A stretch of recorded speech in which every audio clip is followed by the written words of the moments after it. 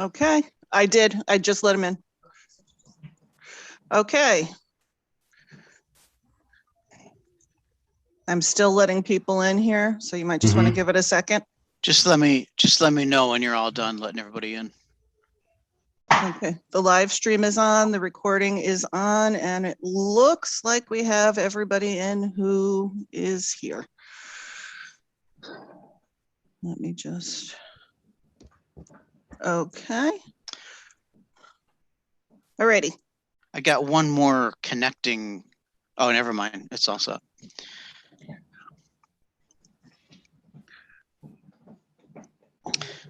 Well, so here we are again, right? Just when we thought it was safe to go back in the water.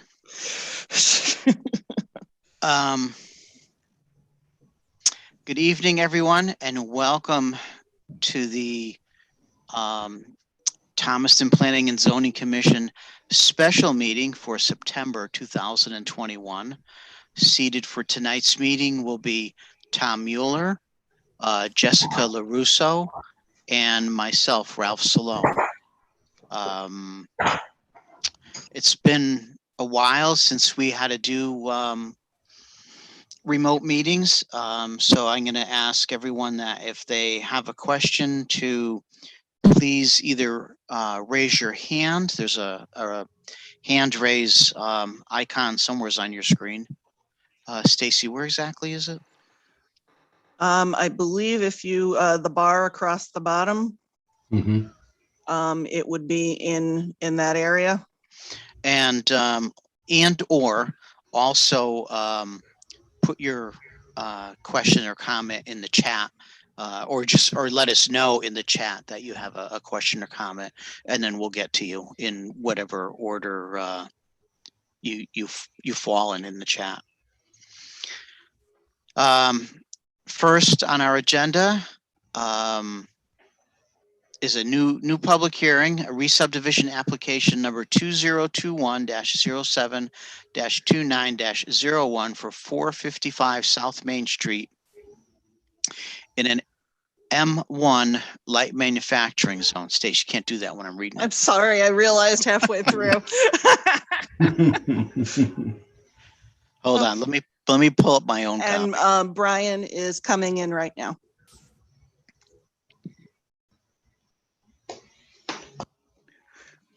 Brian?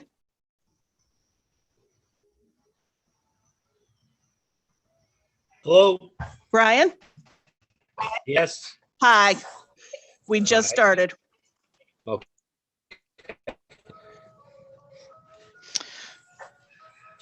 So now that Brian's here, we'll also seat Brian for this meeting. Getting a little feedback there.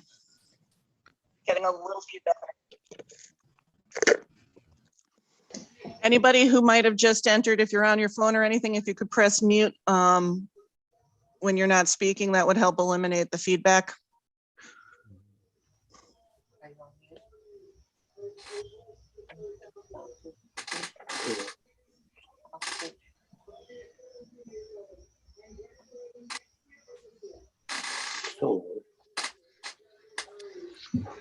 Tom? Yes. Do you have one of the things muted that you're on? I have no microphone on the computer. Okay, I'm just trying to figure out where we're getting the feedback from. Sometimes if you have two devices going at the same time. No, there's no camera or microphone on the computer, just on the iPad. Okay. Okay, not sure. All right, well, we'll see what happens. So again, let's just note that I'm seating Brian Davis also from this point forward. And first is the public hearing for the re-subdivision at 455 South Main Street for Tyler Properties, represented by Attorney Seabourn. Stacy, will you please unmute Attorney Seabourn and let him give us the quick Reader's Digest overview? Sure, hang on one moment. I'm just pulling up his map so I can share that. And Attorney Seabourn, if you can unmute, bottom left corner.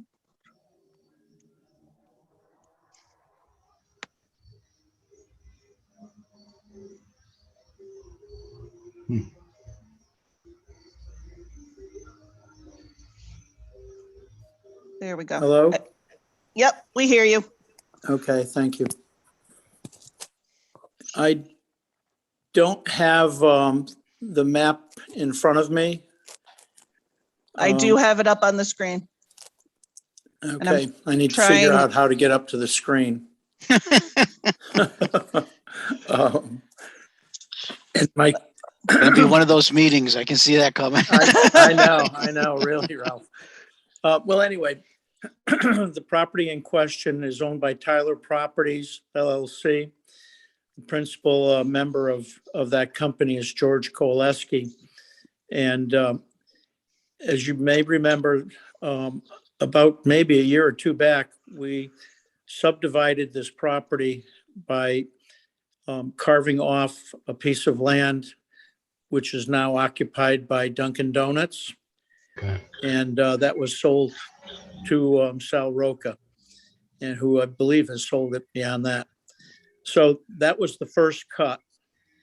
The last piece has Walgreens pharmacy, and then there's a vacant lot. We had Bob Green prepare a re-subdivision map, and we used the lease line of Walgreens as basically our property line. And so we're not changing their parking at all. They still have the same number of spaces. And the property in question is about an acre of land, and it meets the regulations. I know everybody's kind of interested about what's going to go in there, but I have no idea. The prospective purchaser has not disclosed who he would like to have take over the property. But they understand that when they're ready to do that, they have to come before this commission with a site plan to address everything from sight lines to parking to ingress and egress. And so all of those things will be taken in a different form when you'll have a hearing on a site plan application. This is strictly just to create a lot between the Walgreens pharmacy and the Dunkin' Donuts. So Stacy, can you zoom out a little bit? Sure. So on this print, where's Walgreens It would be over here where my arrow is, and where's Dunkin' Donuts? right here. Okay. This is the proposed new lot right here. Is that already showing parking out towards the road there? See there's like a cutout in the island? The only parking that's shown is on the Walgreens property.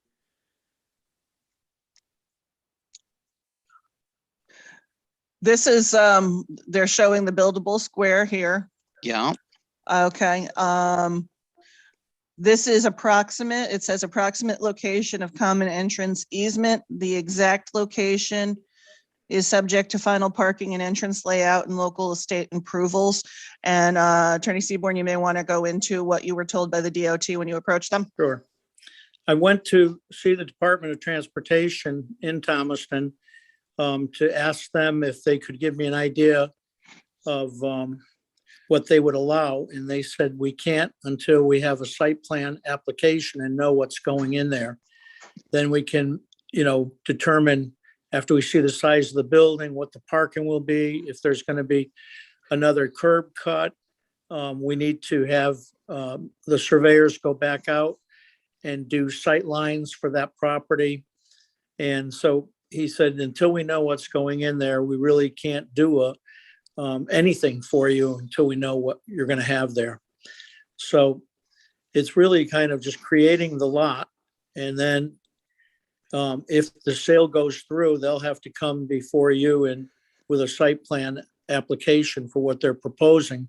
And before they do that, they have to go to the state of Connecticut and run everything by them and see what the state wants. So up towards the back of the property, there's something, does it say existing dumpster enclosure? My apologies to you. I just realized that as I was looking at it.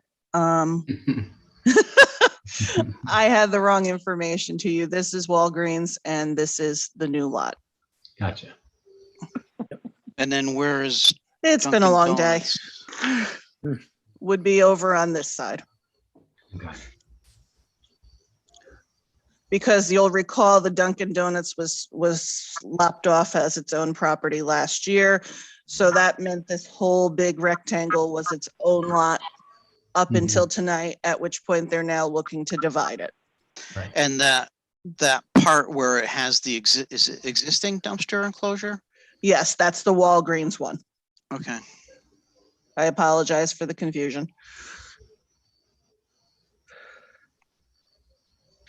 Does any member of the commission have any question, comments, or concerns?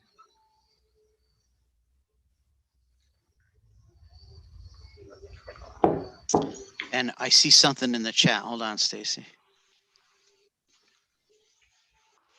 I have a Brian Davis. I have Oh. just a quick question. Go So ahead, Brian. there's a potential buyer, but no word on what No, the potential. Nothing. I've asked their attorney if he has any clue, and he said, I can't disclose that. So, Yeah, that's fine. I was just curious. You had yeah, mentioned that, so I just wanted to. But there- whether or not this resub is approved has really no bearing. No bearing, on yeah. What goes in there. Yes. correct. Because uses can always be changed. Yes. Right. And for the record, I did have one or two people contact us who received mailings. As we encountered with the Dunkin' Donuts, we had to notice everybody up at Whispering Pines. So we did have a couple of people call from up there just wanting to verify what the application was about, but nobody had any issues once it was explained to them. Any other questions, comments, or concerns from any commission member?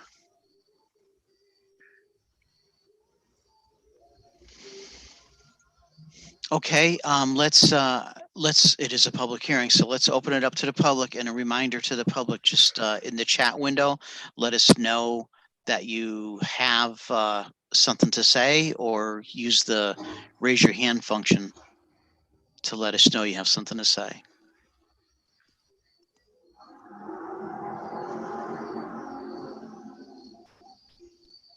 That sounded ominous.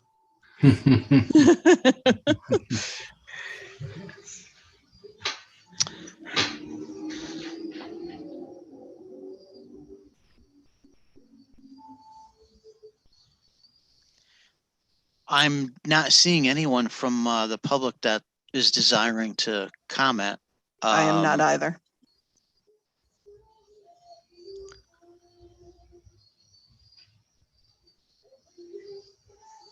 And if the subdivision, I'm sorry, if the resub was approved, both lots meet all the requirements, et cetera, right, Stacy? Correct.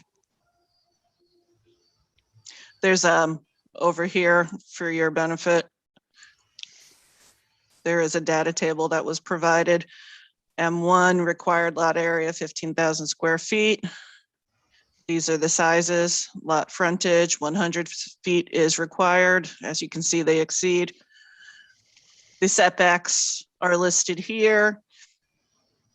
The lot existing and built lot, this is their information. Obviously, that's to be determined. But again, anything that comes before you for any level of approval will have a site plan application, and that would be reviewed at that point in time.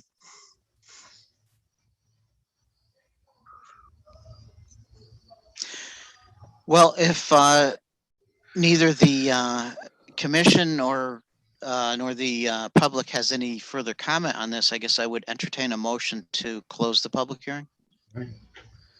Tom Mueller, so moved. Thank you, Tom. Is there a second on the motion? Brian Davis, I'll second that.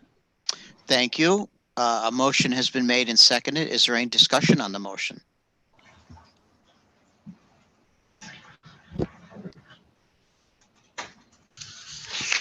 All right, Tom Mueller, how do you vote on the motion?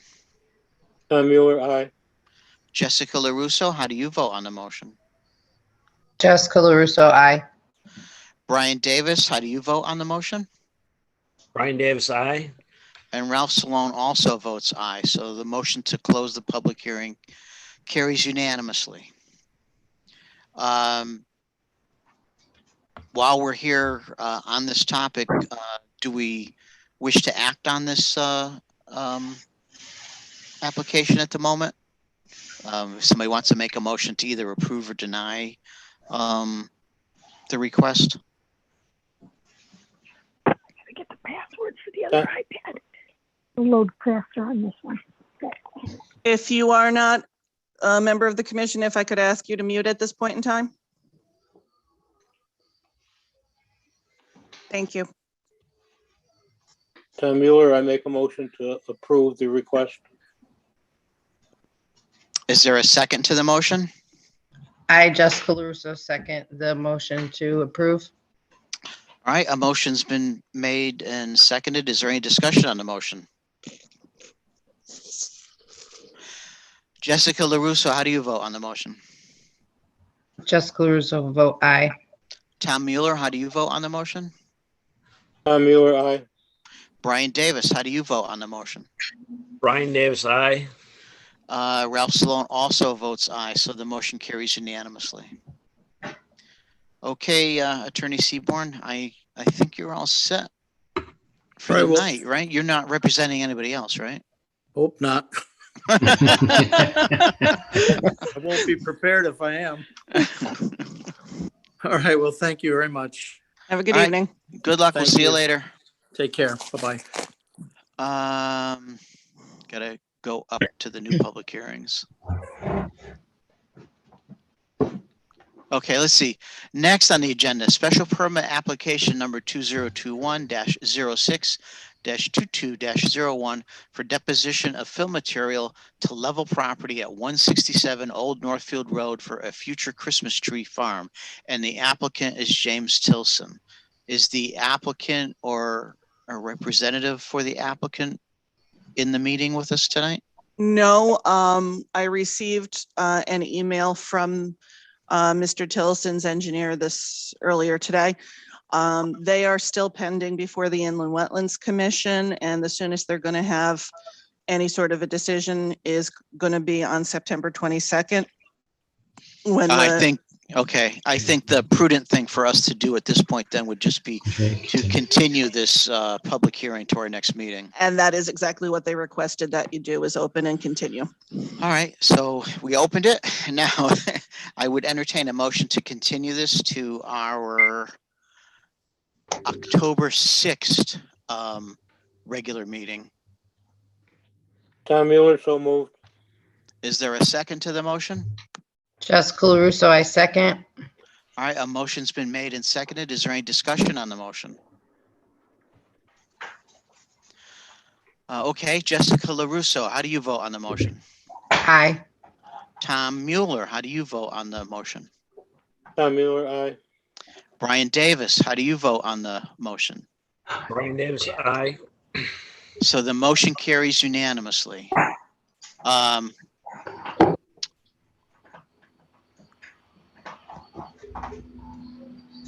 Let's see. Next on the agenda are the continued public hearings for the various text amendments on the I'm sorry, the various text amendments that the commission has in front of it. Is there any member of the public that wishes to speak on any of those proposed text amendments at this time?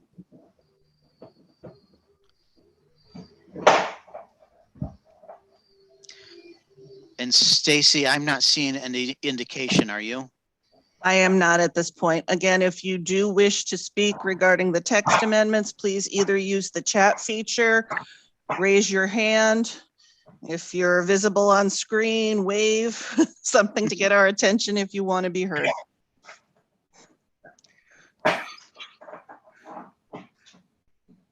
So I think given the nature of these text amendments, I think, again, the prudent thing to do would be to just continue this public hearing to our next meeting. I would concur. I did, certain people who had been at all the previous meetings, I did make sure they were aware that last week's meeting was canceled and that this one would be on Zoom. But I had let them know it was going to be my recommendation to you that we not take any action tonight. I do see somebody has their hand raised. Oh, and who is that someone? Kevin's iPhone. And Kevin, if you want to speak, you would need to unmute yourself. How are you guys doing today? Good evening, Kevin's iPhone. Is this Kevin Green? No, this is Kevin Seminoff. Okay. Could you clarify what that amendment was for? I'm So sorry. first of all, we need your full name and address for the record. For the record. Sorry. Kevin Seminoff, 1237 Old Northfield Road. Thank you.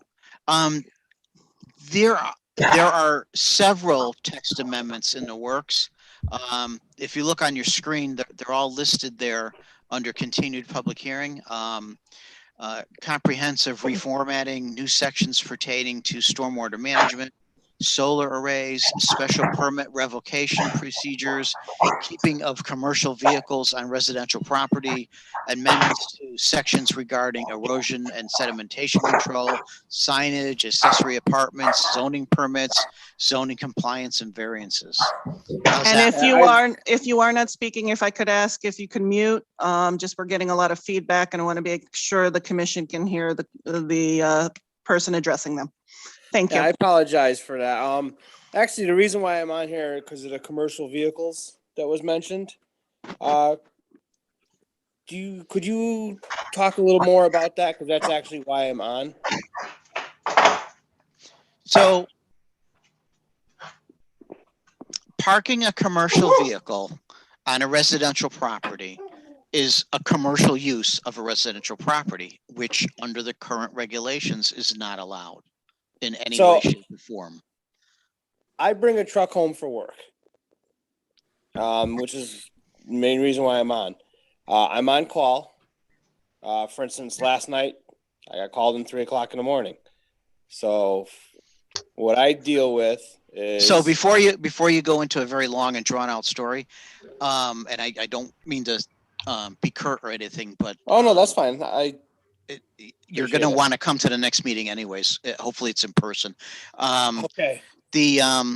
It's going, as the regs are written now, as the proposed regs are written now, it's going to depend on the size of the truck. And is the lot size factored in there, Stacy? I don't think. Only if you get to the special permit level. And I would also say if the on-call is of a temporary nature, that might factor in as well. Okay. So you guys are I'm saying- about to pull up the regulation here. Just if you can bear with me 1 minute, I'm trying to get it up on the screen so you can look at it. Have you actually read through the regulation yet? Well, that's Kevin? what I'm trying to get into and trying to see. I knew we had a meeting tonight. Unfortunately, I'm on an iPhone and I'm not able to Oh, okay. see much. Alrighty. Well, what you can do if you'd like is you can either stop by town hall or you can email or you can call, give me your email address and I'd be happy to send you a copy. Oh, that would be great. And the best thing to do would be for you to read through that prior to the next meeting and then come fully armed, so to speak. It may, in its current incarnation, it may not even affect you. Okay. But you still want to come to the public hearing because there's a lot of people that want to discuss it, and there's a lot of opportunities for change in the regulation. Okay, I appreciate it. Not a And problem. Do please I give said, me a call tomorrow. Okay, thank you guys for your time. I appreciate it. Like I said, hopefully the next meeting will be face to face. Excellent. Again, thank you very much. And I do see one other person with their hand raised. And who is that one other person? Because I don't see it. Eric Pelletier. Eric Yes. Pelletier, do you have questions or comments? Yeah, how you doing, everybody? My name's Eric Pelletier, 70 Woodbridge Lane. And I was just, as far as the tuning in regards to, the commercial vehicles, I have, and I'm not going to go into the story. I was listening to what you guys were just saying, so I'll, just get prepared for the meeting. But, I have a work truck at home. I'm on call for like a propane truck. I mean, not a fuel carrying truck, but I was alerted by a few people that I should tune into the meeting just to voice my opinion. So have you gotten a copy of the proposed regulations yet? Yeah. And I would definitely qualify, or not as far as qualify in there. Well, I would need to pull some sort of a permit, or I don't know what, because I do service as far as for propane. So sometimes I have propane tanks in my truck, similar to the sizes like you guys would have at your house, right? Cooking or the heat. But I just wanted to, I'm familiar with everything, but I don't have no other option. This is how I get back to work every day. So I just, without going into, the lengthy story, I will. And again, in its current incarnation, it may not even apply to you depending on the size of the truck or the nature of the on-call or how often and that's you what bring I the was truck home. like as well. Yeah, I mean, I don't have like a storage vehicle as far as carrying large amounts of the propane, but I know it was brought to my attention that I should definitely be aware of it, obviously. Okay. If I could just ask a couple questions just for my reference. Sure. What weight class would you say that it is? We have what we're using for this, for lack of a better alternative. This is, if you can see on the screen, I have examples of the classes, and I'm just curious to see what class your vehicle fits in. Let's see. Well, if we're going by weight, I would be in the class 5. Okay. It's not a box truck. It's basically a dually as far as pickup truck, but it's got the body with the crane on it and stuff. So because of the weight classification, I would be in the class 5. Okay. And you said that you would have some fuel, but it's not necessarily like an oil truck per se. No, I mean, did I understand that? Okay. Yeah, I would have like propane tanks on the truck, like. Okay. That would be suitable for people's houses. I mean, nothing large. Okay. Like 20 pounders or 30 pounders or like 100-gallon tanks? Like the 100-gallon tanks, average house that has heat in, and, as far as hot water has the 120-gallon, the tanks. So sometimes I could come home with 4 or 5 of those on my truck with or without the fuel on them. And I understand that, if it came down to it and I had to not bring any of the fuel home, that's totally, understandable. I was just more worried about just being able to park my truck and to drive back and forth to Derby, every day. Okay. So. No, that information helps us because there are some things on the table in the way of tweaking this. And so having that information helps us figure out how best to do that.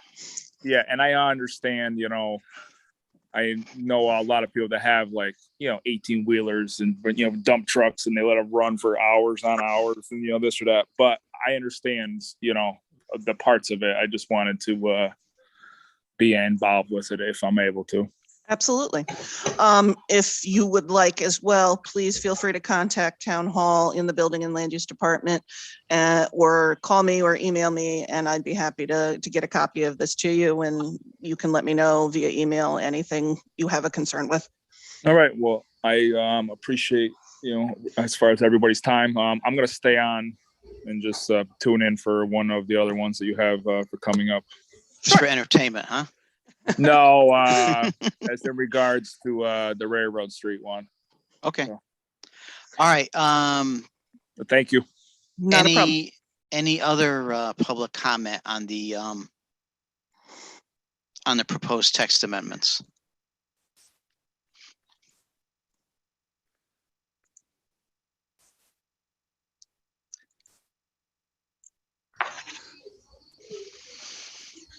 And I really don't like going over the proposed text amendments in a remote meeting. So No, I I would would- agree. yeah, we really need to see the people in the room Yeah. face to face. So I don't see anybody else raising their hand or texting or anything in the chat window. So if I could have a motion to continue this public hearing to our October 6th regular meeting. Mueller, so moved. Thank you. Is there a second on the motion? Jessica LaRusso, I second. Thank you. A motion's been made and seconded. Is there any discussion on the motion? Okay, Jessica LaRusso, how do you vote on the motion? Jessica LaRusso, aye. Tom Mueller, how do you vote on the motion? Tom Mueller, aye. And Brian Davis, how do you vote on the motion? Brian Davis, aye. And Ralph Salone also votes aye. So the motion to continue the public hearing is unanimous. Next on the agenda is special permit application number 2021-06-11-02 for earth processing at 685 Waterbury Road in an M2 manufacturing zone. And the applicant is Michael Zappone for Joe Zappone. Yes. And Mike, are you incognito as Diane Zappone this evening? Yeah, no, that's my daughter. I'm not good on the computer, and my wife left for the night, so she's at dance. So we're stuck with her picture. And I do have my father here with me too, so just so you guys know. That's too bad for you, Mike. At least for a few more years, right? That's a good thing. All right, so we all went on a site walk at the property. Correct. We got some plans in from oh, I'm having a senior moment from the from your engineer. And there was there was some review by ours, and there were some comments back and forth. Well, first of all, does any member of the commission have any questions, comments, or concerns that they want to bring up at this point? And I do have the plans to put up on the screen if you need me to. Why don't you put them up? I think that would be helpful.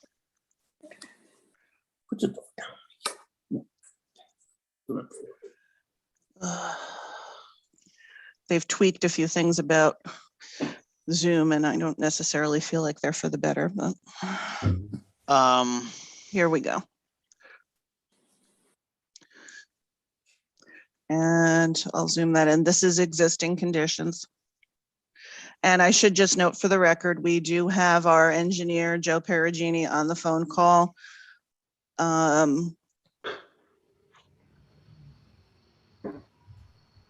for a brief summation for everybody, as Ralph had stated, there was the site walk.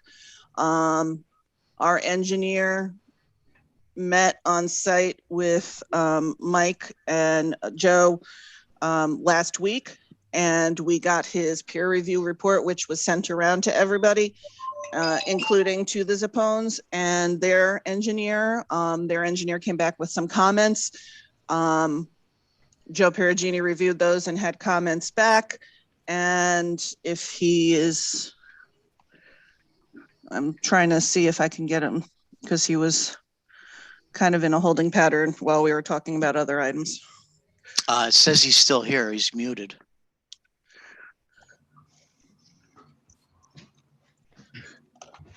Hang on one second while I try to get him. Oh, I'm available. Oh, I didn't hear you. Me? Yes. Oh, So simultaneous to all of this, Joe Perugini had prepared a bond estimate for site stabilization. And I forwarded that around, and we did hear back from Mr. Zapone's engineer requesting consideration of a lower amount. So I don't know where in the midst of all this you guys would like to begin. Are you talking to us, Stacy? Anybody. Oh, okay. Well, I guess we'll start since there's it seems pretty quiet. Yeah, we have no problem with everything that, you know, Joe had come across to, but our only issue still is Joe wanted to reduce the bond amount to 75,000. Correct? More or less, yeah. It's a little 75 and change, but Okay. basically 75. So our next question is, after we probably had 30 inches of rain in the last month and a half. There has not been 1 ounce of soil run off the property. I still do not understand why our bond amount is so high as opposed to the other people up and down on the road that are doing the same thing as us. I don't know why it was requested that, you know, loose soil be placed on the gravel and ledge and then reseeded. It seems like crazy to us that they would request that, somebody would request that be done on a piece of property that did not have any soil erosion at all during, you know, the last 100-year storm we had or whatever it was. So let's back up a little bit. To get this building, this first building up, you have to do some blasting, right? Yes. Now, that chunk of blasting that has to be done, will that be the only blasting done on the property? For this building, yes. No, I mean, when you do that blasting, will that conclude the blasting on the property, or will you have to do additional blasting for other buildings? Yes, for this first building, Ralph, yes. I mean, as you stated before, and Stacy stated, there won't be any other blasting until we come in front of you with more, with more permission. We're not gonna go But back as you go forward and put more buildings on here, you will have to do more blasting? No, we don't. Well, I mean, okay, go ahead. Ralph, we want to square the back of that property up. We're not going back any further. We're going to take that one knob that sticks out about 20 feet. And then that's the end of the blast. And we need a little bit to do down on the south end, and about in the middle, there's about 20 feet that sticks right out that we can't even use. I don't want to go blasting once we put the buildings up. Once we put the first building up, I don't want to do any more blasting down there. I mean, we got enough stuff to worry about blasting down there. It was with that 42-inch water main that's over almost 200 years old, and then I don't want to worry about my buildings after putting them up.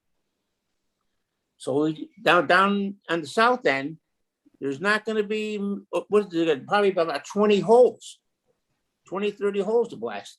And then when we come up to where you seen it in the middle of the property, there's a piece sticking out that's, you know, 40, probably 35 feet high. Has to be blasted back 20 or 25 feet. I mean, that's the only piece that has to be blasted aside from the one for the first building we want to put up. I mean, we have insurance for that. It's, you know, there's the drilling and blasting company has insurance for that. So we're kind of stuck with this huge bond amount that you guys are trying to place on this piece of property. And we have to worry about getting back in who knows how many years.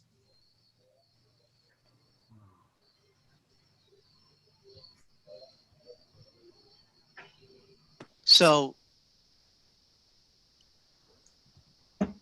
if we, for the moment, say that we agree that there's no erosion issues on the property now. Okay. But you are going to do blasting on the property, and we really don't know what kind of issues that might open up. That's I don't know what. That's why we're looking for the stabilization bond, so that we don't have to worry. $75,000 worth of stabilization. You know, Mr. Perugini was like stabilizing, you know, the property that's got 30-year-old, 40-year-old trees on it. It just, I just don't understand how it could be so much. And I understand you're concerned about blasting. I mean, we've been blasting there for 10 years or 12 years and Never had a problem. we've never really, I mean, Okay, there is all right. broader runoff. All right, slow down. Let me finish what I was saying. Okay. So what I was going to say was in the estimate that the town engineer sent out, there were several line items. Yes. If you want to have your engineer come Right. up with alternate dollar amounts for those same items, Mhm. we would run those alternate dollar amounts by our engineer and see if he thinks that they're reasonable or not.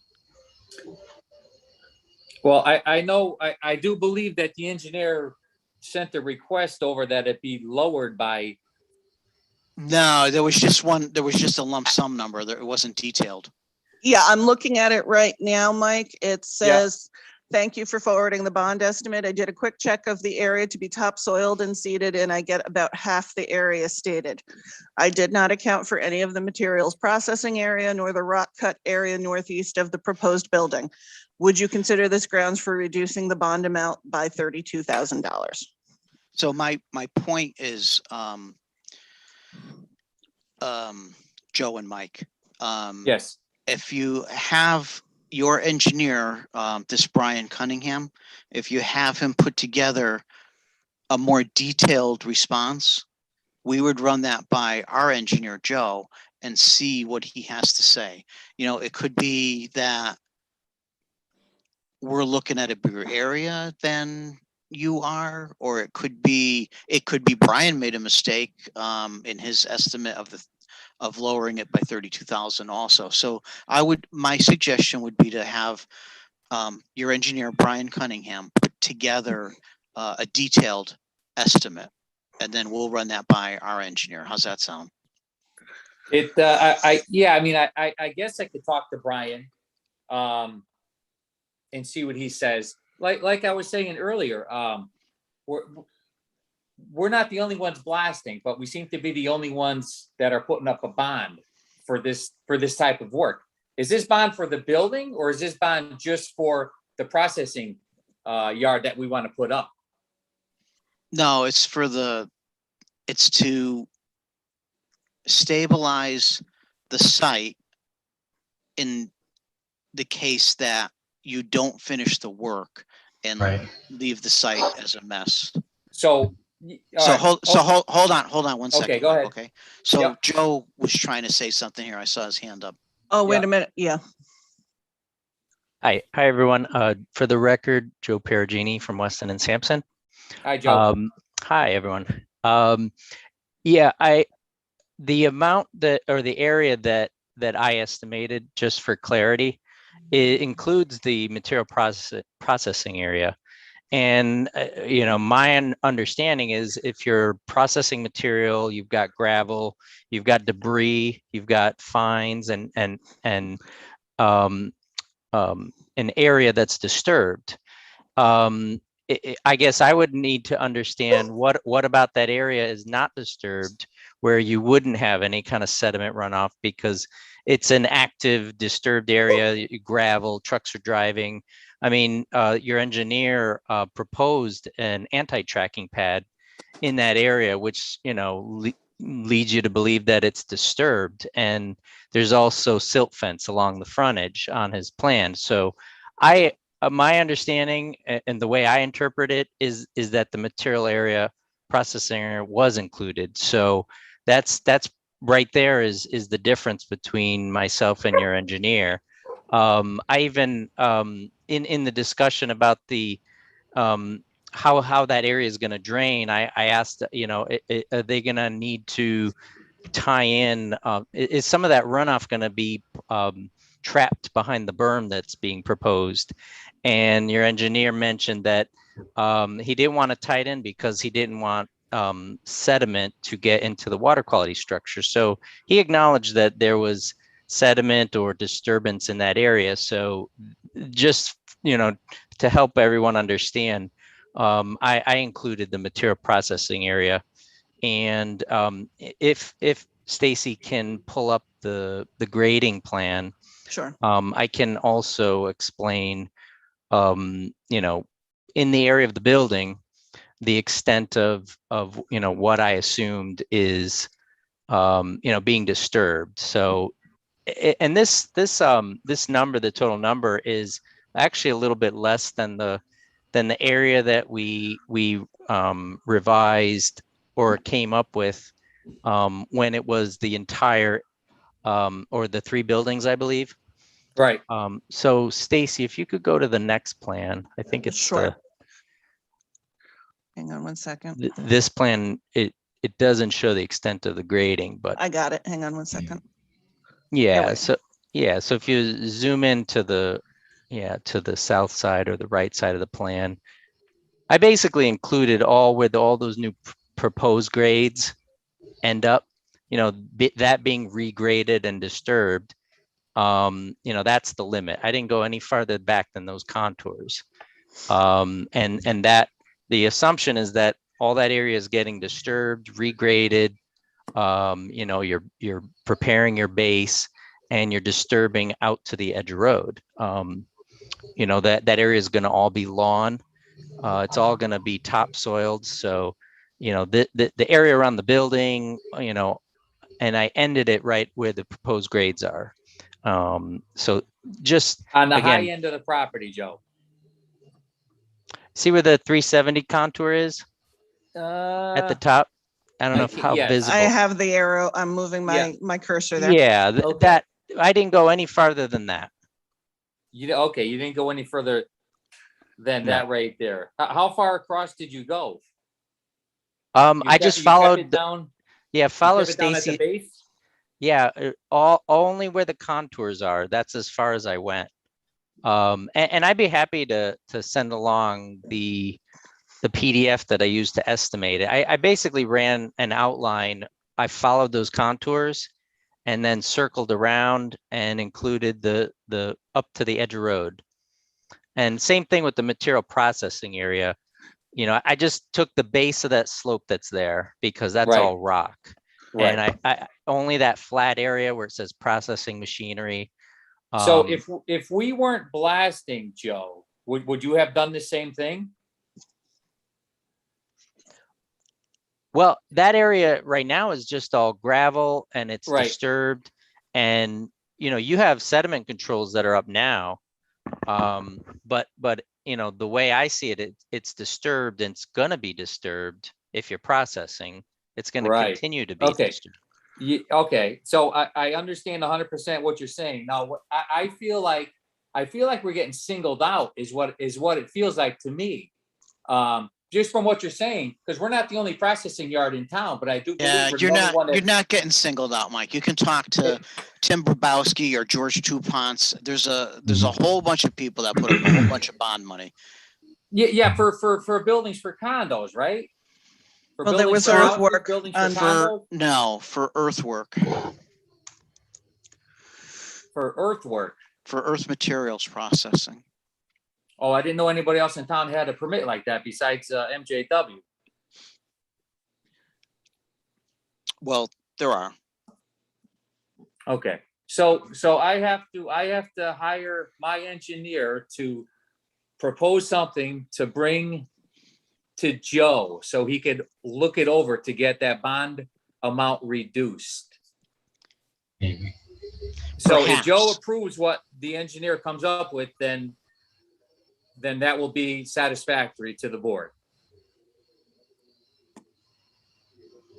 We will take everyone's information under advisement, but the decision rests with the commission.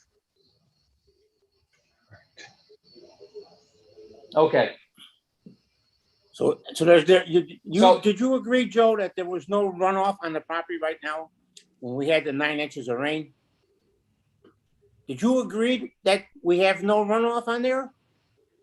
Nothing Well, ran. We never. But we whether haven't you walked on have that whether you property in have a year. runoff or not on there now really has no bearing because you're going to change the contour of the property. We're only going to go to about 25 feet in that outcropping. Yeah, We're he's not saying going with the back anymore. processing We're not going material. back anymore. About 25 feet. He's saying with the processing yard, they want to put a bond on us for the life of the bonding, for the life of the material processing permit. Oh, That's pretty much what you're saying. So until we finish developing that property, Ralph, that bond will be in place until the last building is up. That's correct. Okay. or we're done blasting, like one or the other. Well, no, that has nothing to do with, but like we said, the bonding will get reduced as the buildings are put up, correct? There is the potential for that to happen, yeah. So building one gets built and approved. And if you stabilize that area of the site, then that might be, that absolutely could be a reason to reduce it. It will be reduced, right? Is that what you're saying? Yeah, No, what I'm saying. no, we're not guaranteeing anything. The only thing we can guarantee is that as you complete different parts of the project, we will review them and see if what you've done warrants reducing any bonding. It could definitely happen if everything is adequately stabilized, like as you do building one and that parking area and everything over there. And if you requested that they review the bonding and consideration of getting some of it back, they can do that. There is actually going to be a discussion later in this meeting about another property that's making that request. Right.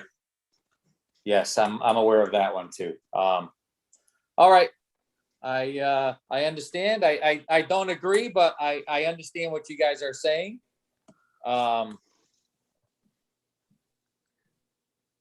So I guess that's it. Well, I Do don't you know, have Mike. anything? I don't know, Mike, but it doesn't sound like we're getting treated fairly. It doesn't sound like we're getting treated like everyone else. You're bringing the sediment erosion into our building. I don't see anybody else with sediment. There's no erosion on that property at all. Zero. We can't even agree to that. He was down there the other day, the day after the 9 inches of rain. There was nothing there. It was Joe, like we drank all the water. Joe, I said it before, I'm gonna say it again. Whether or not there's erosion on the property now has no bearing. You're changing the contours of the property. Those changes in themselves may cause additional erosion. You're disturbing. Okay, well, I know we're only gonna go back about another 20-something feet, 25 feet, maybe at the most. No, not even that. Just to get the backyard squared off. We're gonna have to that's all. talk to Brian Cunningham about that. So I mean, I don't mind putting up a bond, $5,000 or $10,000 bond is fine. But you people are talking some, them are big dollars. Joe, we're only looking to cover our potential costs. Pardon me? We're only looking to cover potential costs. We're not looking to make money on it. We Okay. don't even get interest on it. You get the interest back in the know end. that. I'm not getting the interest on it now. But anyway, I can't say anymore. I don't know what the hell. We'll talk to Brian Cunningham, and I guess we'll go from there. We'll see what happens with his numbers versus when him and Joe could get together and figure something out. Yeah, I would definitely encourage you to have Brian contact our engineer and they can discuss. Okay. All right. I guess that'll be fine for now then. So I think we pretty much beat that horse to death. Is there any other topic related to this site that anyone wishes to discuss? Are you talking to us? No. Anyone? The board. Anyone? You're talking to people on the board, I think. Is there any exterior lighting on the building, Mike? Just what was there before, Ralph. Just what was on the plans before. I don't have the plans in front of me. Now, the you- only thing, Can you bring Mike, that if up, I, Stacy? that's actually what I was gonna say. That was one of the points that Joe had pointed out, Joe Perugini, when he did the review, was that we did not have a copy of the building plan. Now, Okay. if we could get a copy of that, I know your engineer had said, yes, he could get that. You know, obviously the late hour and everything was making it difficult to get it in time for this meeting. But yes, we would need a copy of that. And I Okay. think there is a lighting plan, if I recall correctly, that was part of this. Hang on one second, let me find it. I have like 50,000 windows open right now. If I can add, this is Joe Perugini again. They did provide lighting, what's being proposed, and they are all mostly building mounted lighting, no site lighting in terms of light poles. And they all look to be the correct type of, mostly shielded. And then there's emergency spotlights, but we took no issue with the lighting that's being proposed. Those on that plan there are the numbers that are circled. I think they're 1s and 2s. And then in the lower left corner is the lighting schedule. So the ID number is 1 and 2, and you'll see them circled 1 and 2 along the building. Okay. And the applicant's engineer did help clarify where the building entrance was.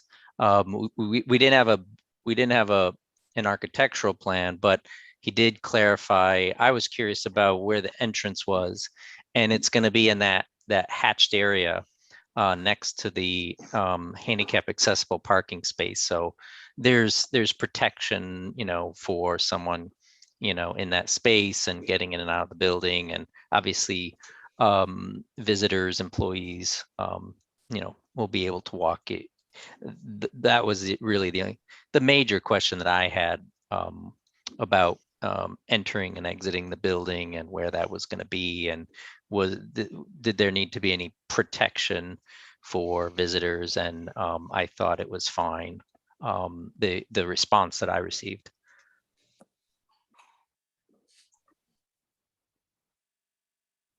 And then I think the only outstanding question, if I'm recalling correctly, was the question regarding the concrete blocks at the front of the property. I Yes. think there had been a suggestion by our engineer about removing them, and we had heard back that you wanted to keep them. I didn't know if you wanted to elaborate on that a little bit. Well, we wanted to keep the ones down by the processing section. Okay, down And this end? Yes, and Okay. obviously the ones that are going to be in front of the building will be removed when the landscaping is completed. So there should be a note on the drawing or something that says that. Yeah, because I think there are going to be a couple of tweaks that your engineer had said he was going to be doing. So if he could maybe get that on there, that would be helpful as well. Okay.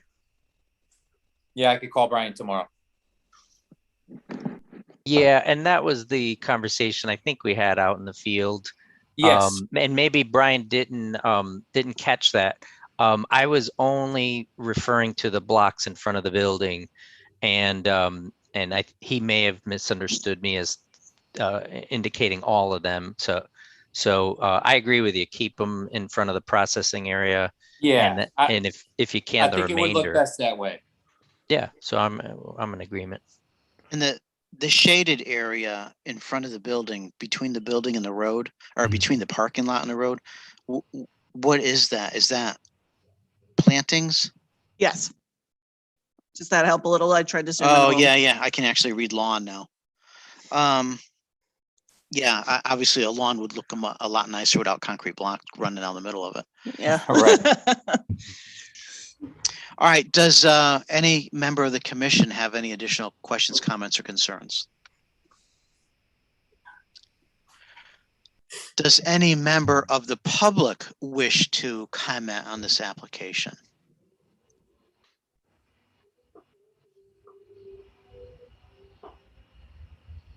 There's a chat question, Ralph. That's a very good question. What are the hours of operation for the processing yard? Same as the yard on the street. Yeah, you know, we generally start at 7 o'clock, so it would probably be 7 to 5. 7 to 7. So that needs to be noted on the plan someplace if it's not on here already. So we just need to put the hours that we would request to be open or being used, Yes, basically. yes. Okay. And when the machinery is going to be running, that sort of thing. Okay. Now, the only, One more comment, Stacy. Yes. Mike, don't forget, Yes. if you're going to run on the weekends, you need to note that also. exactly. Okay. What do you And say? that, and yeah, I mean, we won't be screening on the weekends or anything like that. I mean, if anything, I mean, we do some work for Connecticut Water that requires, you know, us to go dump, you know, 2 o'clock in the morning and maybe pick a load up, but that would be the most that would be done. If you could Other than that- ballpark, and I'm sorry, I don't mean to interrupt you, but Yeah, no, that's fine. if you could ballpark that, I mean, maybe not necessarily, Right. basically for continuity's sake, if we could just kind of get an estimate, how often approximately you think that is. Yeah, okay. That's no problem. It's not too often. So yeah, no, that's fine. If I could mention, they do note it on the plans. Oh, okay. If you could look at sheet 2 of 7, note number 12 in the upper left corner.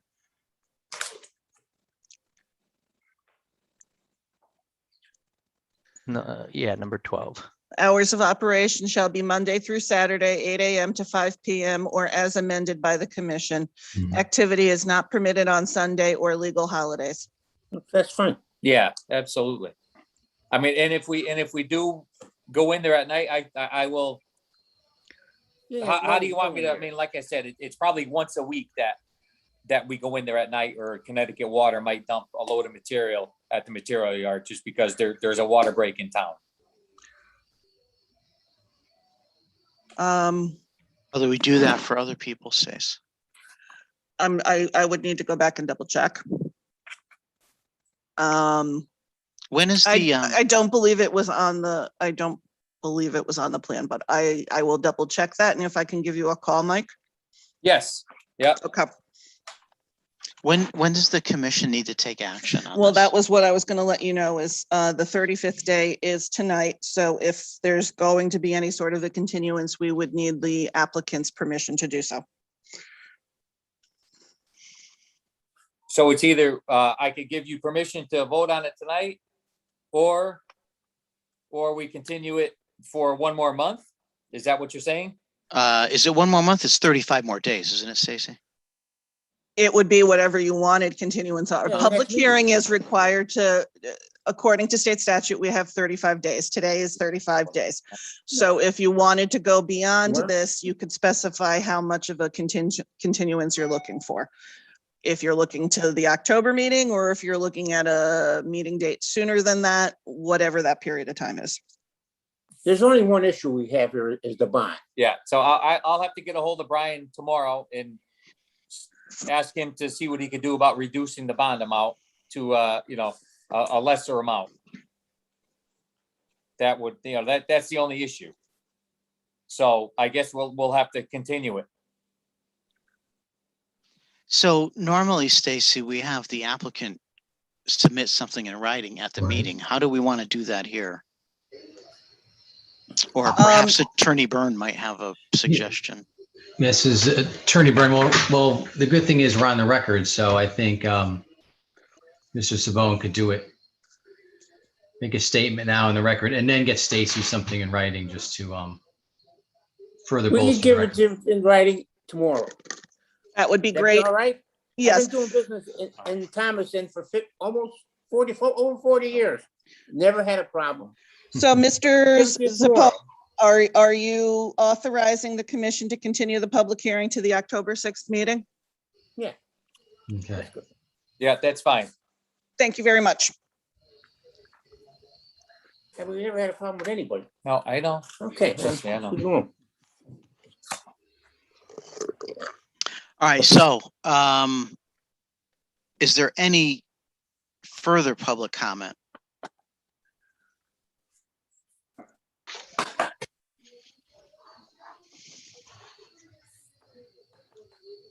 I don't see any hands raised. I don't see anything new in the chat window. So I would entertain a motion to continue this public hearing to our October 6th meeting. Tom Mueller, so moved. Thanks. Is there a second to the motion?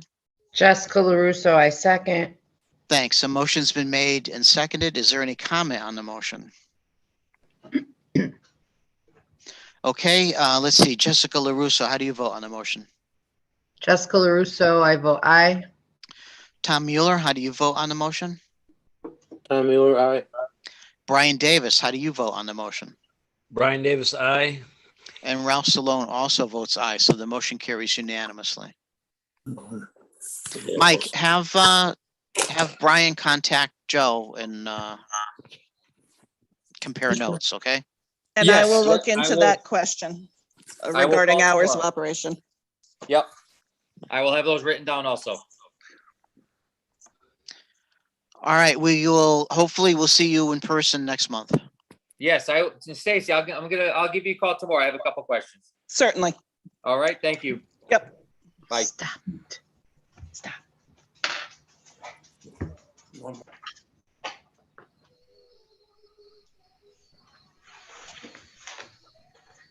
Okay, let's see. So on to our regular meeting at this point.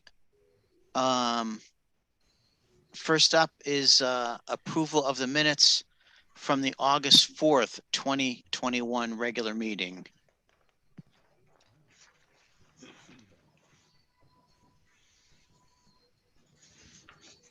Tom Mueller, I make a motion to approve the minutes of the August 4th meeting as presented.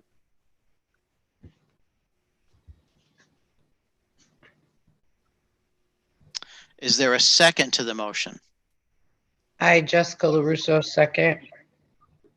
All right, a motion's been made and seconded. Is there any discussion on the motion?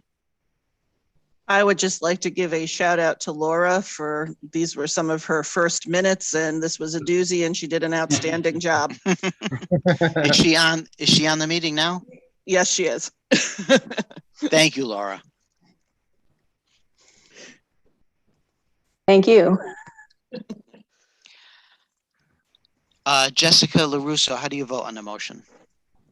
I vote aye. Tom Mueller, how do you vote on the motion? Tom Mueller, aye.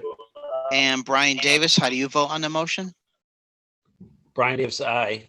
And Ralph Salone also votes aye, so that motion carries unanimously. Next. Getting there. Okay. I'm looking at my own copy.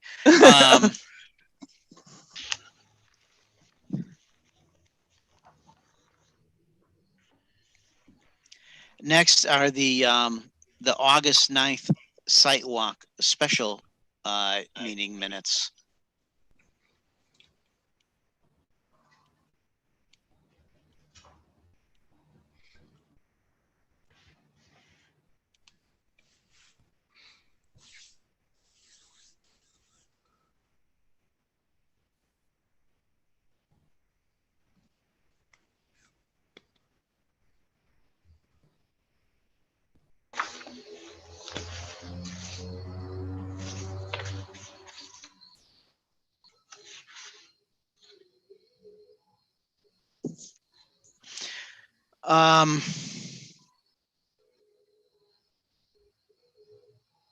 I don't see anything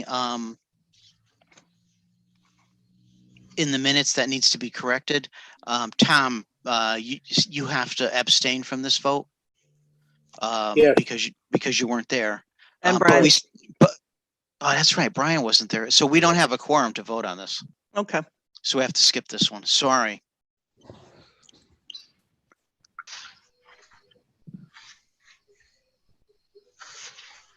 And then let's see the minutes from the August 18th, 2021 special meeting. And I do have an update to this that I can give you guys when we get to my report. An update to the special meeting minutes? An update to what we discussed at that special meeting. Okay.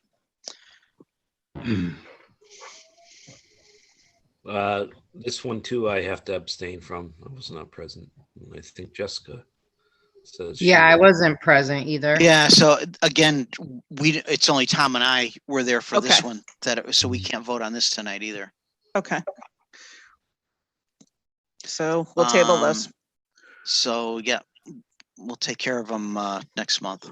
Let's see, old business text amendments for discussion, recreational marijuana, updates to outdoor dining, possible opt-outs pursuant to Public Act 21-29, Airbnb.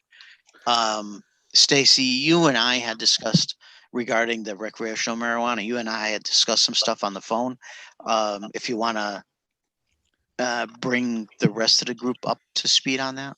There was a hope to have the questions regarding whether or not to permit the sale of recreational marijuana and the production of recreational marijuana products, and have that attached to the ballot for the November elections.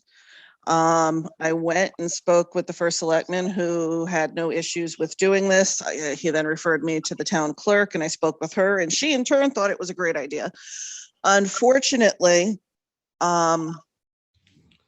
nothing was permitted to be on the ballot other than a binding resolution, which means an ordinance.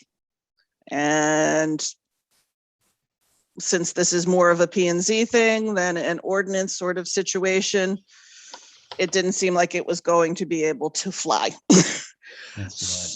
So, yeah, it is a shame. It's basically another place that maybe the legislature should get up and change around a little bit to assist us a little bit better, since it truly was a great idea. What we are in the midst of researching to see if we can do as a plan B is to 75 feet from the polling area that same day, setting up our own little shoebox ballot box with the questions. In theory, we can do that as long as we're more than 75 feet away from the polling place.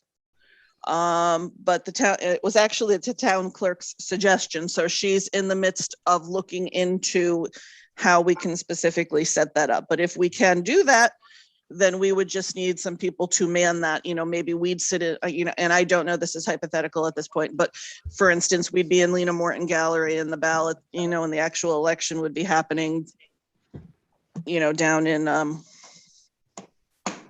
drawing a blank right now. In the old firehouse, the old ambulance bay. Yeah, so if we can make that work, that might be a way to do it. And she did say they would be perfectly amenable, letting people know, hey, why don't you go upstairs? There's a question the Planning and Zoning Commission would like you guys to answer. But we can't obviously make anybody do that. But if you guys want to do that, she is investigating to see if we can do that as a plan B. Failing that, it's its own, it would have to be its own vote. And of course, that's a ton of money. And you don't necessarily get the turnout for that you would on an election day. And there's nothing we can put on the regular ballot, even if it's a binding resolution that just says should. When it's binding, that means it's an ordinance. So this would be basically an ordinance, which is really not appropriate considering this is a planning and zoning function.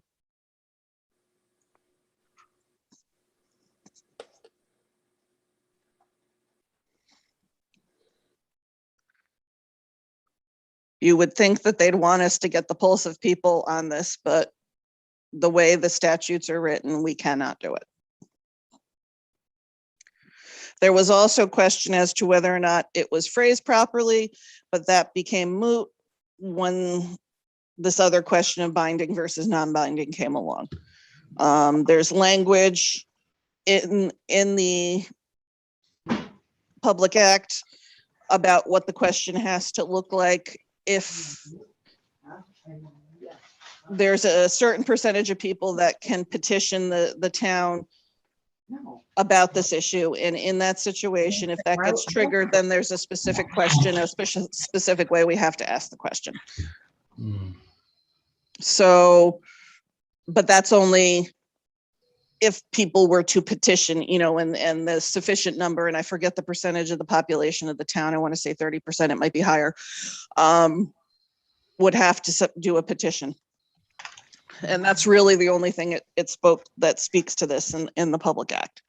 So short of something like that, I think the best scenario we could hope for is, being up in the Lena Morton Gallery on election day, with our shoebox that people could stuff their opinion into.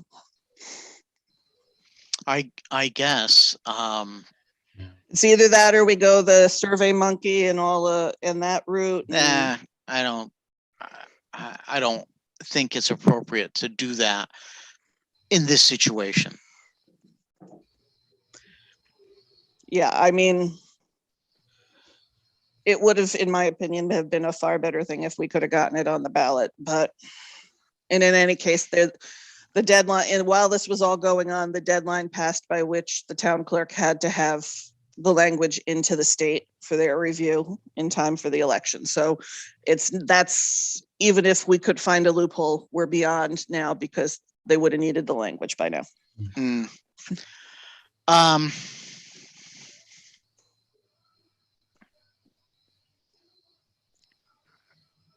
So I guess Plan B would be to set up something in Lena Morton to ask people to stop by and voice their opinion. I guess we should make it a simple yes or no question, right?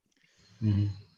Yeah, and we could do exactly what we were going to do, and just do it that way, and we'll count the results.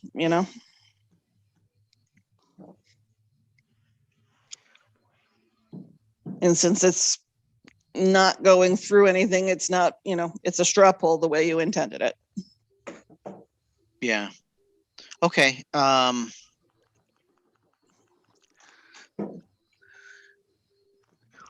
we'll try and get notice out as much as we can in terms of, the webs, the Facebook pages, the website, etc. I do know, and especially Moffett, if the people at the polling at the actual in the ambulance bay, if they're willing to say, hey, stop by Lena Morton on your way out, I think that would be helpful. Yeah, and I know Kurt Moffett has been following this and reporting on it in the Republican American. So if we do go forward with the Plan B, I'm fairly confident I could ask him to put a blurb in the newspaper about it too.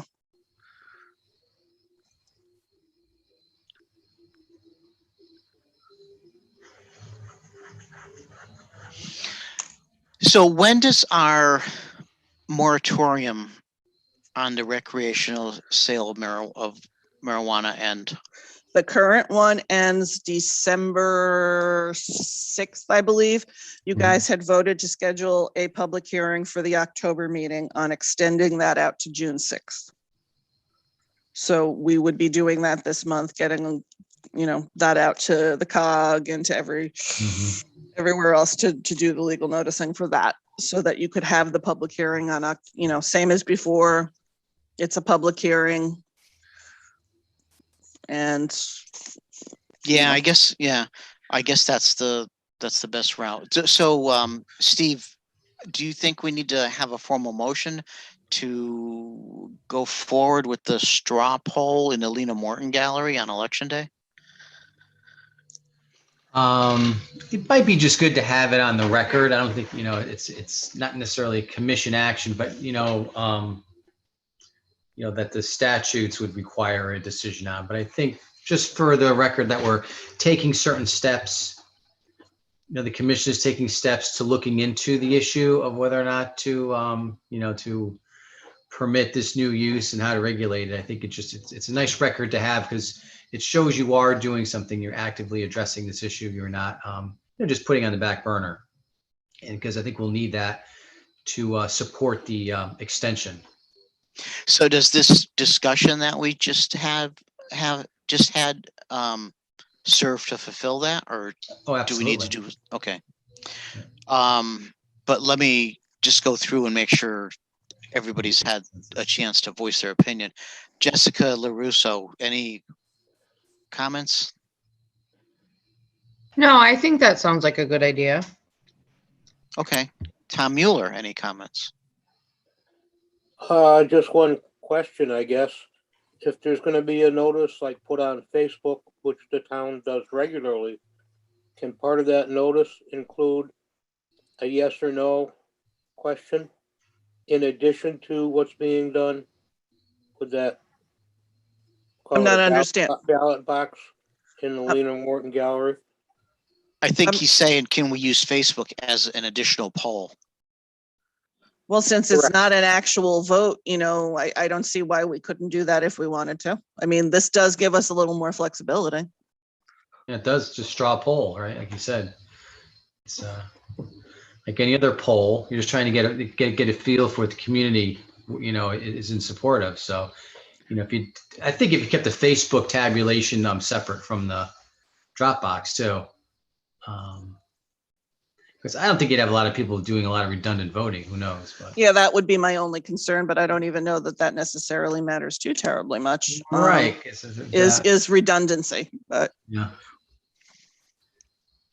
So is that, Stacy, I don't have a Facebook account, so I really don't know much about it. Is that possible? A yes or no question? Well, what I'm saying is somebody could vote on Facebook and then turn around and come in the next. No. My question was, is it possible to set up a yes or no poll on Facebook? Yes, it is. Okay. And I know there's an opportunity for redundancy, but again, this is a straw poll, so. Exactly, and I don't think it's a huge one. It's not like you're going to get one person able to submit 5,000 responses. Right. So. Right. Let's see. Tom, any other concerns? No, I think we should proceed with that straw poll the way it was mentioned, and if possible, then expand it to a Facebook survey. Okay. All right, thanks, Tom. Let's see, Brian Davis, comments? Just to clarify for myself, we're talking about recreational marijuana. What would the question be? Is the town looking to let it happen or not let it happen, or? Yeah, shall the town of Thomaston permit the sale of recreational marijuana? If we say yes, where would we do it? Or where wouldn't we do it? Where would we? Well, and that's up to us, Brian. Yeah, that's entirely up to you guys, but this kind of gives you an idea as to whether or not this is something that the town even wants to move forward with. So if we get an overwhelmingly negative response, Brian, based on that, what's the state statutes for opting out? Is that what we're you absolutely can. Yeah. And some towns have already proceeded in that direction. Yeah. That would, if you ultimately decide not to permit it, then you would list it specifically in the list of prohibited uses that you have on your use table. Yeah.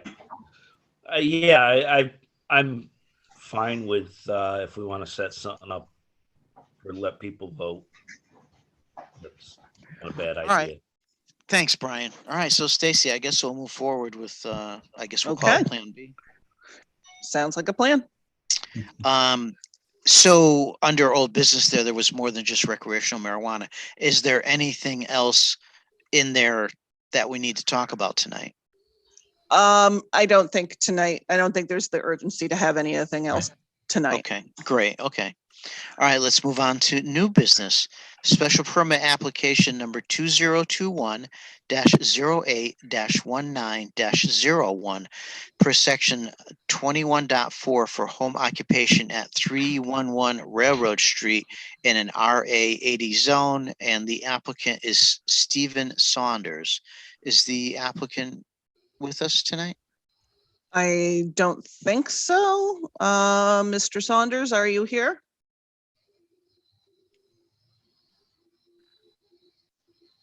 Mr. Saunders, are you here?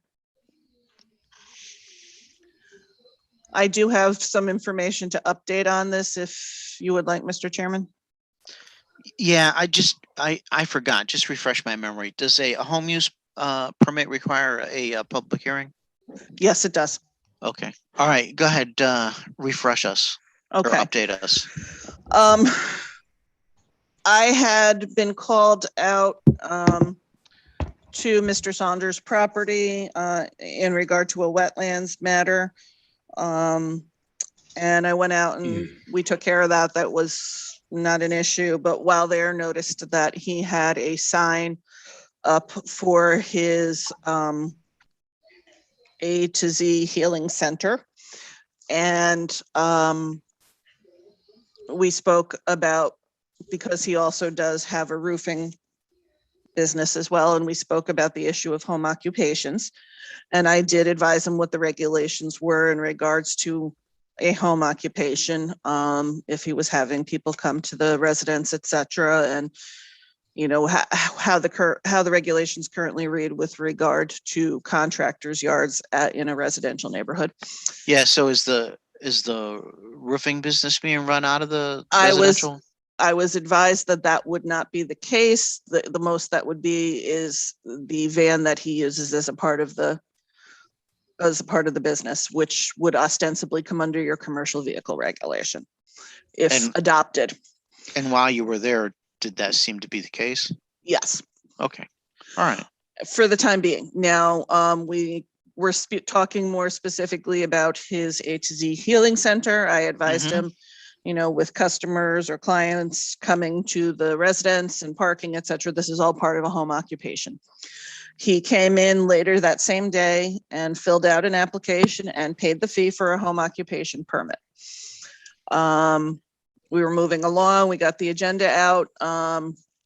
He then contacted Laura. I think I was out of the office at that point, and he stated that he did not feel he needed this approval as his A to Z Healing Center is a not-for-profit. I contacted your attorney to clarify, because in my previous experiences, it's really not so much where the money goes so much as it is what is going on. Does it, you know, is it a business? You know, are people visiting the site? Are, you know, clients coming, etc. So speaking with Attorney Byrne, he confirmed my understanding, and I contacted Mr. Saunders and advised him of that. And I suggested to him coming to tonight's meeting and explaining that the alternative would be to relocate his services elsewhere and to remove the sign. Mr. Saunders did not necessarily appreciate that input, and I'll leave it at that. So that's where we stand at this point. This is Stephen Byrne, just adding, yeah, I did talk to Stacy, and yeah, your zoning regulations really do not make a distinction between whether a business is for profit or not for profit. So it is what it is. It's a home occupation. So yeah, he needs to get this application filed and approved if he wants to keep that business there.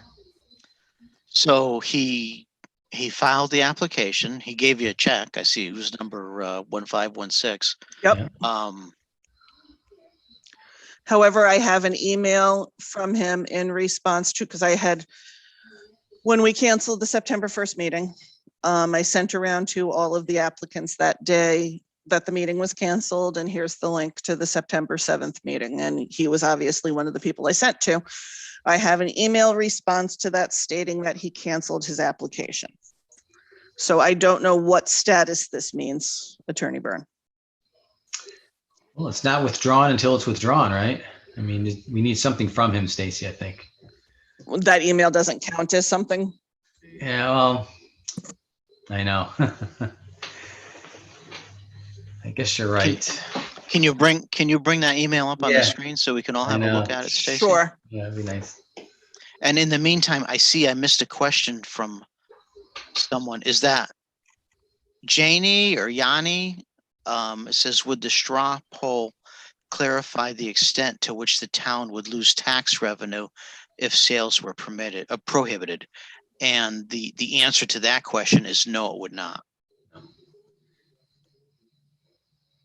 It would simply be a poll to see if the residents of the town felt that the town should allow or not allow recreational marijuana sales in the town.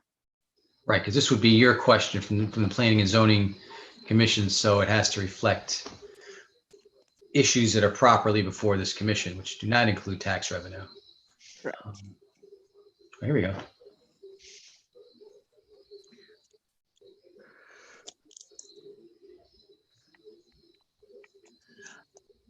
After I received this email is when I contacted him and let him know, Mhm. I recommend you come.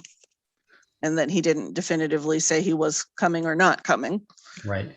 So I don't know if you want to deem this or you want me to clarify with him one last time.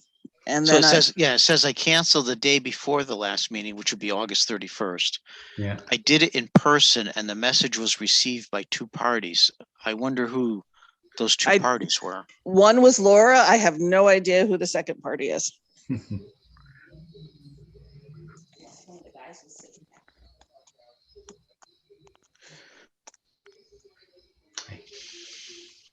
But Attorney Byrne, your contention is that has to be in writing.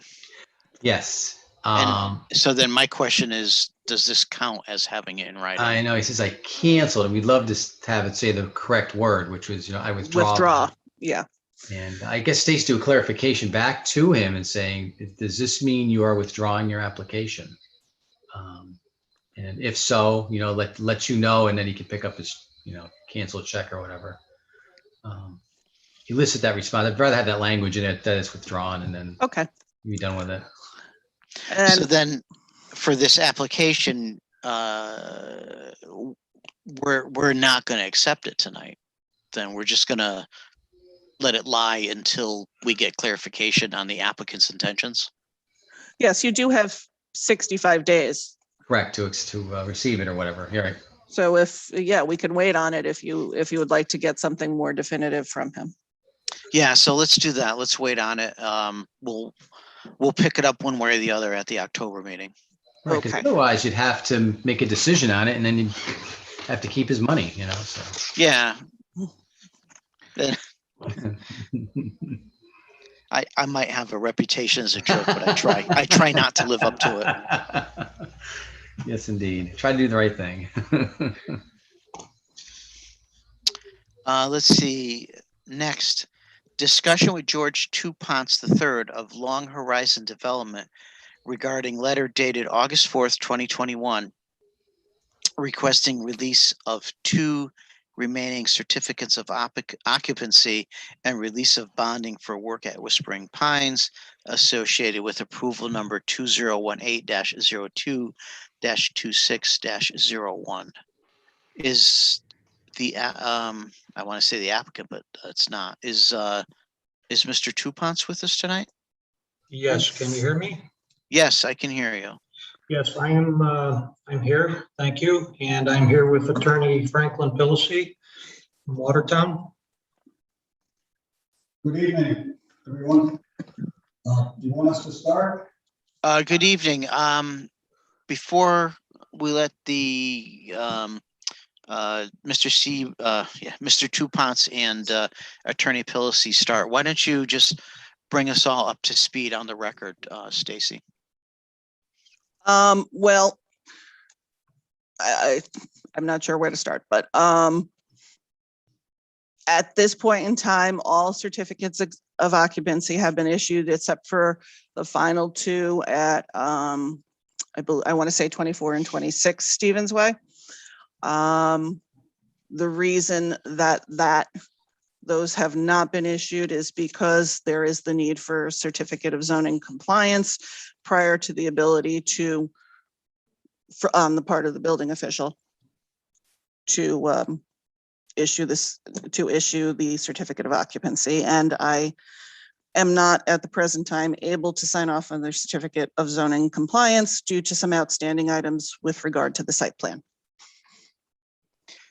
Can you list what those outstanding items are? One of them, and that is partially the subject of the site plan modification that will be pending before you, pertains to the extension of Bradley Way down to what is now 19 Bradley Way. That address may change later, but that is what it's known as now. That is a landlocked property that, according to the site plan that was approved, Bradley Way was supposed to go all the way down to 19 and would provide access to that property. Mr. Tupons has an application pending before you. You'll be talking about it shortly to modify the site plan such that he's proposing not to extend Bradley Way and instead have an access way to 19. It's goes in between the two ponds and accesses 19 Bradley Way, the Stevens property. And that is his request in order to address that pending issue. There are some other pending issues based on a site walk that your engineering consultant and I took back in May. And Mr. Tupons may have some updates on that. There was a punch list that we sent to him, and if you give me a moment, I can pull it up. And it details some of the other items that were yet to be finished. So if you can hang on 1 second, I can get that. That punch list that he gave us, there was, I recall some of them, or I can speak about some of them. Yeah. Yeah.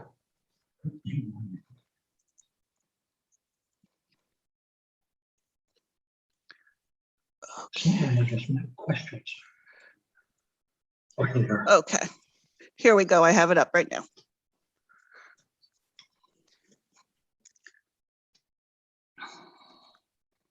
So, Attorney Pillacy and Mr. Tupons, all these outstanding punch list items, have these been completed? No, not all of them. Some of these items are questions that the engineer reviewing the site didn't quite understand what had been built. So can I ask you to move closer to the microphone? Oh, I'm sorry. Yeah, some of these were just questions. Some other items, such as item 16, street light pole leaning, that's been corrected. There's a lot of questions on here about curbing, and that's another discussion that we would like to bring up.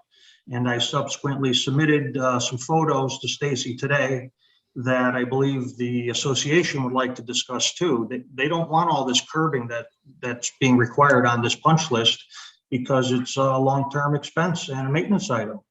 So, is that one of the things that is going to be on the site plan modification request? No, that should be on this discussion regarding why we're holding up 2 COs worth $500,000 for a couple items here that aren't worth more than 50,000. The number 1 item, the remainder of Bradley Way, that's a totally separate issue that we're putting a motion in to discuss. Item 2, rock cut and unstable vegetation. Well, I went out and hired Cynthia Rabinowitz. I provided some information, written documentation from her in that regard. And I also hired David Lord, which I have not gotten his written comments back yet, but they basically both agreed that the rock slope is a rock slope and really doesn't need any stabilization. And a more natural approach was recommended by Ms. Rabinowitz instead of the assumption here that more earthwork would need to be done. Okay, so let me stop you there for a second. Our town engineer is still with us, Joe. On that one point, can you comment on that? Just to clarify, you're talking about the rock cut and the areas that were noticed as unstable? Yes.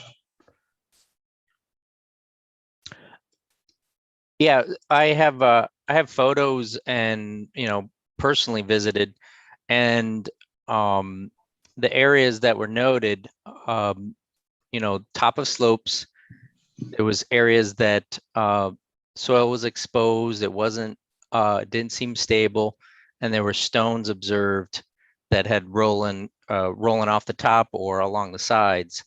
I'd be interested if another professional has an alternate measure or proposal that would accomplish the intent to, stabilize or at least prevent the rocks from falling. Has anything been done, or is this just being proposed? We did some seeding in accordance with the recommendation, but nothing has been done in accordance with Mrs. Rabinowitz's suggestion. She thought that putting some natural vegetation to kind of speed up the process along that slope, things that grow in that area naturally. So has Mrs. Rabinowitz's proposal been submitted to the town? Yes, and the town's Yes, engineer? I have a copy of it. When, can and you she forward that recommended- to Joe, Stacy, so Joe can review that? Absolutely. Thank you. Okay, go ahead, Attorney Yeah, Pelosi. she recommended that work be done in October, November. It would be better for the plants to grow in a little cooler time of year. As I stated, I also hired Mr. David Lord from Cheshire, and I have not received his written comments as of today, but I will follow up with him today, and I'll follow up with him again tomorrow. I thought that was kind of a good way to address that situation, to get two soil professionals in there. So after our town engineer has a chance to review their proposals or their recommendations, then we'll see what he has to say about them, and we can circle back on that particular or those particular issues. So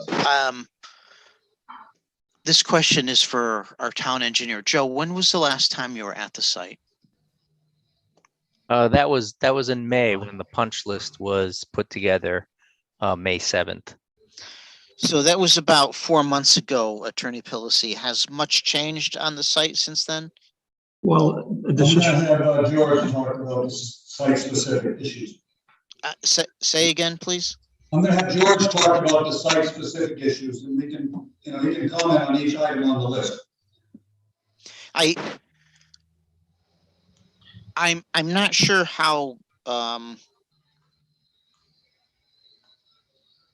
fruitful it would be to go through the list item by item. I think what I'm getting at is maybe we should have our town engineer do another review with Stacy out there and see what they come up with. Mr. Chairman, we need to have a review with all parties involved. I mean, some of these items are simply questions like number 7, what is a PVC pipe that's exposed? I could very easily explain that to the engineer in the field. That is a weir. That's how we constructed the weir, so that we have a level surface for the dam to flow over when it needs to be. That's why I think it would be a good idea to get Stacy and our town engineer back out there. That's fine. And we could have a site visit together. That's perfectly fine.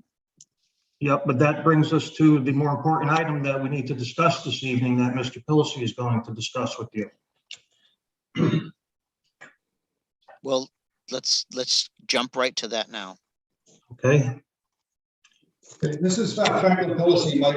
My first request is that. Again, can you get closer to the mic, please? I think it's on speaker, and that it might be part of the problem. Okay. I request that we consider establishing a bond for these other punch list items other than the Bradley Way issue, because the Bradley Way issue is already bonded. But if we establish a bond for these other issues, then Attorney Pelosi, we're really not hearing you very well. Can you do something different? Could you hear George? I was able There's to been hear a George, yeah. yeah, there was a lot of feedback. I'm thinking it's because you might be on speaker. Are you on speakerphone? We're doing this off of the microphone from the computer. Okay. Yeah, that's probably part of it, Can unfortunately. I try to call in? Would that be better? I think that would be a lot better. Let me try that. Is it that New York number? Yeah, go ahead and call that, and I'm looking at the waiting room right now. Do I need a meeting ID? Yes. 35180. Okay. 351840. Oh, 838. George, when he calls in on the phone, we're going to ask you to mute the computer microphone. yes, that's fine. Then you get passcode. You entered 32121. That's not it. Oh, you called the right phone number. Right. Yeah. I'm sorry, I'm attempting to call this number here.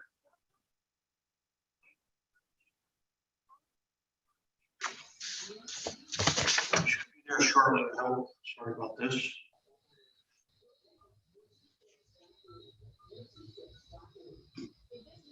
You entered 3111912. This meeting ID does not exist. Please re-enter your meeting ID followed by pound. Hang on 1 second, let me see. 14. Okay, the meeting ID is a different number. I can tell you what it is. That's okay. 838 Yep. 1419. You entered 31119. This meeting ID does not exist. Please I re-enter am. your meeting. I am entering that ID, but it's obviously not recognizing it. Okay, it's not asking for the My password. phone is incorrect. Oh, yeah. Sorry about this, folks. 90929. Oh, you got the information. We're gonna try it from a land phone.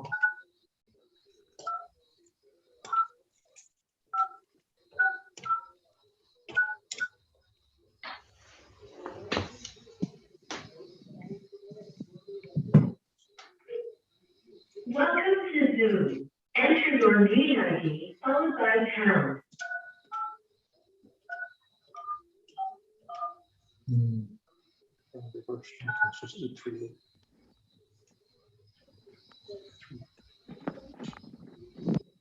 You entered 3.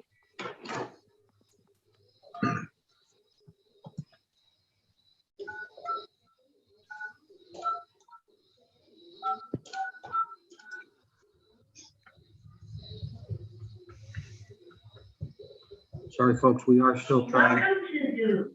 Enter your meeting ID followed.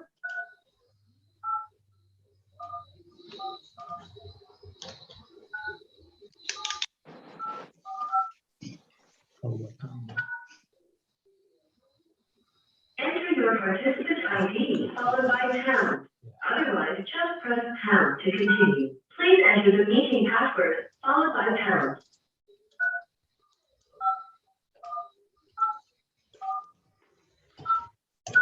You are in the meeting now. There are more than 20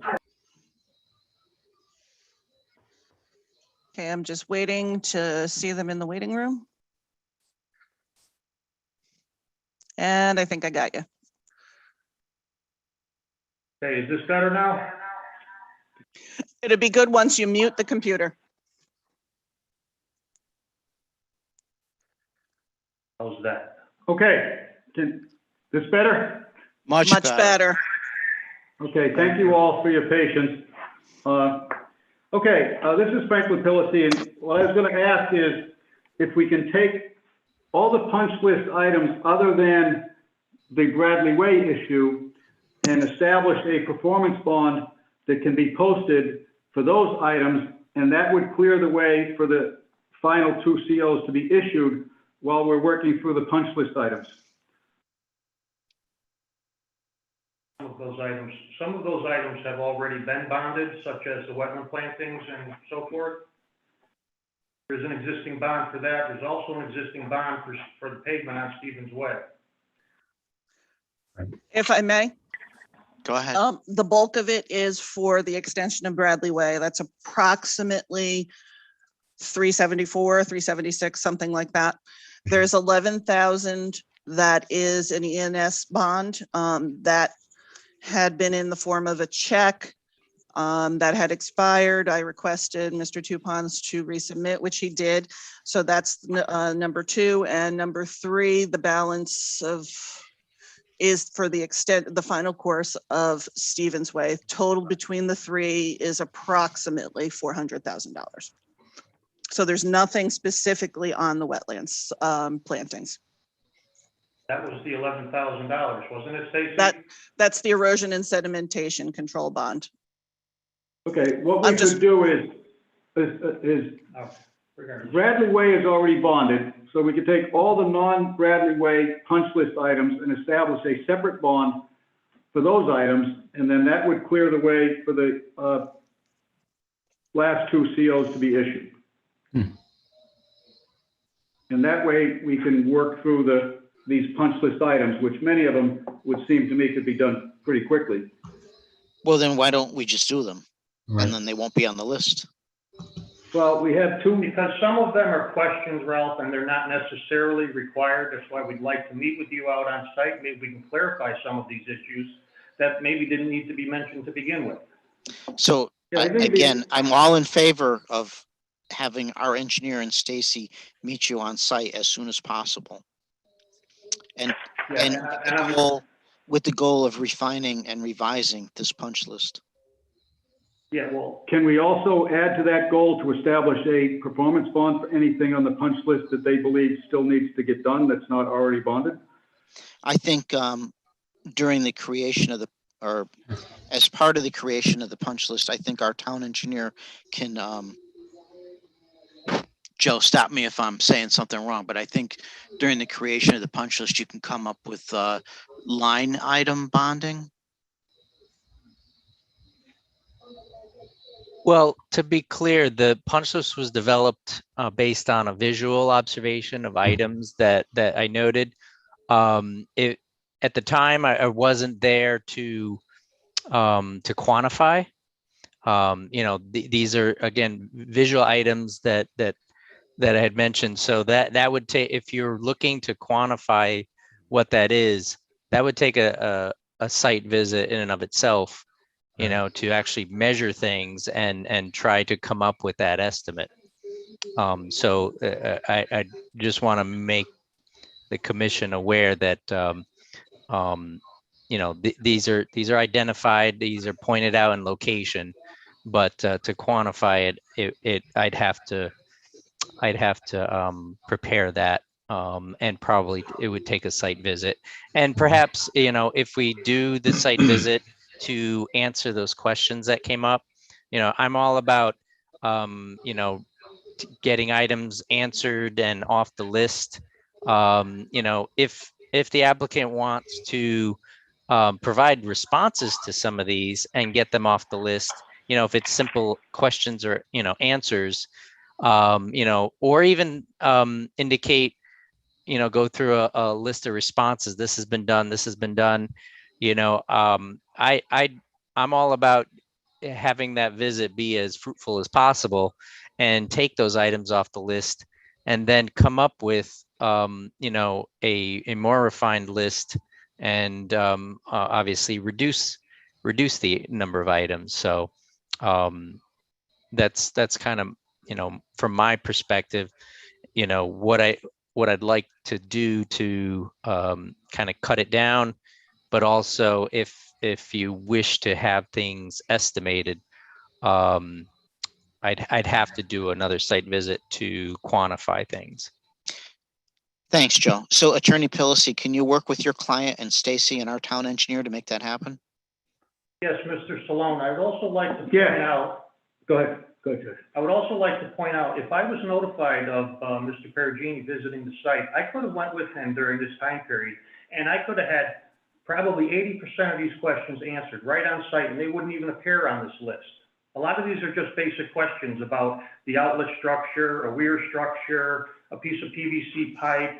There's another reference to a piece of ductile iron pipe on the ground that he assumes is a sewer that's unburied. It would have been nice to have been notified of this, and we could have all got together as a team and abbreviated this list right from the beginning. I've been Well, working in it's this all, town for it's over all, 25 years. Yeah. it's all water I've been under the working in bridge this now. town Why for don't over we focus 25 on going years. forward? But I don't think that it's fair that my COs are being held up when your zoning enforcement officer just said she took a full bond that we posted in protest regarding the Bradley Way issue, and she's still holding up my COs. The two are unrelated issues, completely unrelated. And this has been going on for over 6 months now. And this commission, I would appreciate if you can make a decision tonight to get this resolved immediately. I don't think any decision will be made tonight without having further input from our town engineer.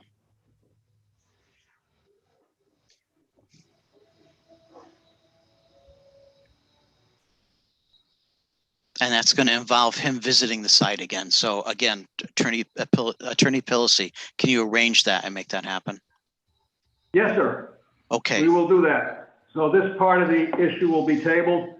And so the remaining part of the application is an application to modify the approved site plan to eliminate the remaining portion of Bradley Way that's not yet constructed. So which is And that's actually item number 3 on our new business part of the agenda. Right. So, yes. So the resolution for item number 2 is that our town engineer, Joe, our zoning enforcement officer, Stacy, your client, Mr. Touponce, and of course yourself too, Mr. Attorney Pillacy, if you'd like, you're all going to get together at the site and review the existing punch list, review the existing site plan, and make a list of what's complete, what needs to be done. With a line item estimate for purposes of a performance bond for the remaining items. Yes, exactly. Yes. All right. So that is the interim resolution for item number 2. So we'll move on to item number 3, which is a site plan modification for application number 2021-08-18-02 to eliminate a portion of Bradley Way and associated units and improve access way to assessor's map number 55-01-10 associated with approval number 2018-02-26-01. Correct. Stacy, can you pull that application up on the screen? Yes, I have the application. I was just trying to get the map. Hang on one second. But here is the application form. And here is a write-up that Mr. Touponce prepared. And so, but the applicant is Long Horizon Development, right? Yes. Am I correct in that ownership of the property has moved to the condo association or the neighborhood association? Yes, thank you for the reminder. We are in receipt of an authorization from the homeowners association for this application. So let's put a copy of that up on the screen so we can all see what it says.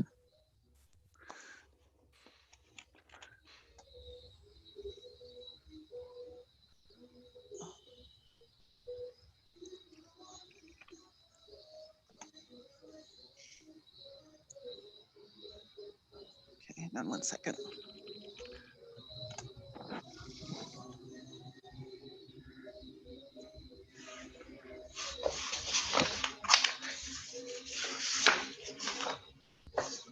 Here we go. Hang on one second. There you go.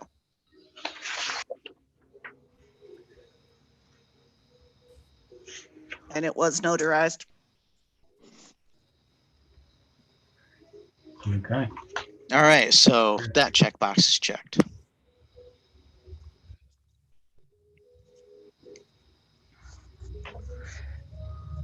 So hang on 1 second. Go back and get the.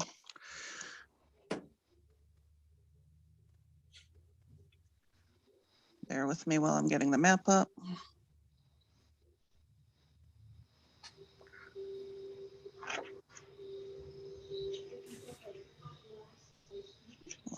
Okay, momentarily.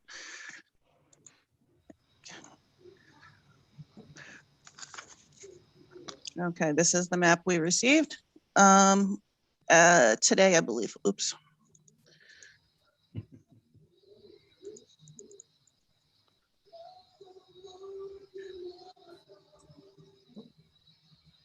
So there you go. You're all set.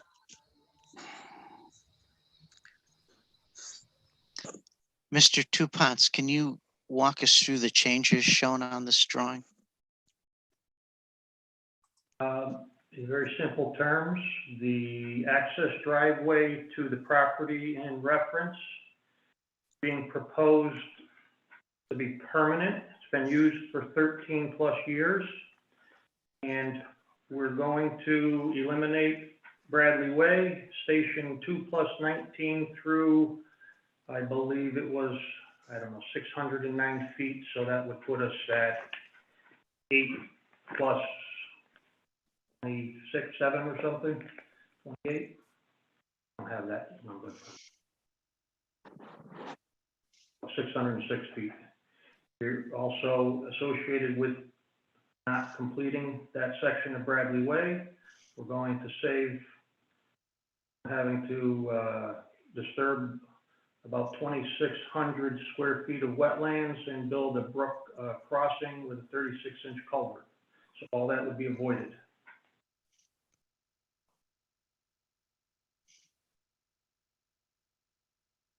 That's pretty much it in a nutshell. So will properties number 26 and 27 still be serviced by Bradley Way? Yes, those are complete.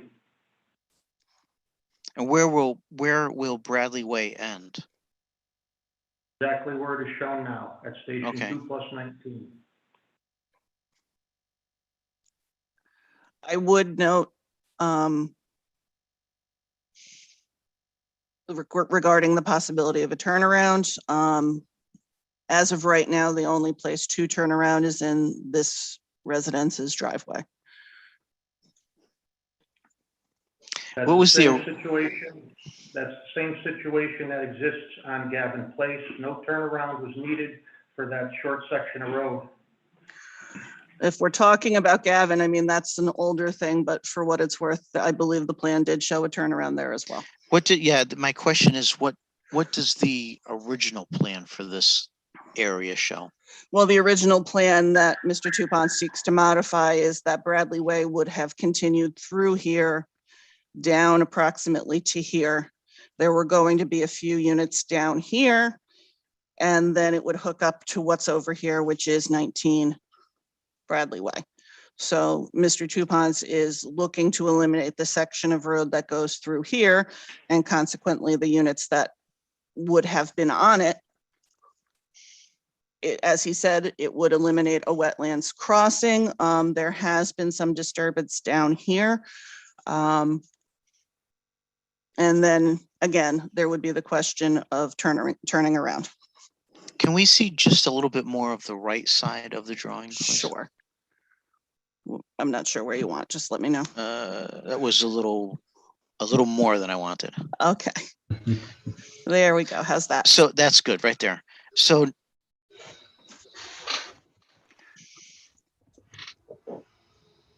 the property in the lower right-hand corner. Yes. How is that connected to a road? In the field right now, this area that you see in red. Yeah.